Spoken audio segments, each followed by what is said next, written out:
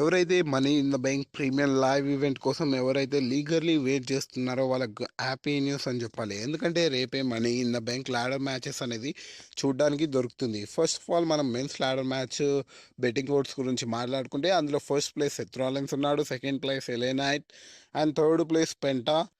And ఇంతకుముందే betting odds అనేది change అవ్వడం అనేది జరిగింది. థర్డ్ ప్లేస్లో అమెరికానో చేంజ్ అయ్యాడు. అండ్ ఉమెన్స్ ల్యాడర్ మ్యాచ్ గురించి మాట్లాడుకుంటే ఈ మ్యాచ్లో నయోమి ఫస్ట్ ప్లేస్లో ఉంది అండ్ సెకండ్ ప్లేస్లో రియా అండ్ థర్డ్ ప్లేస్లో రొక్సన్ ప్యారిస్ ఉండడం అనేది జరిగింది.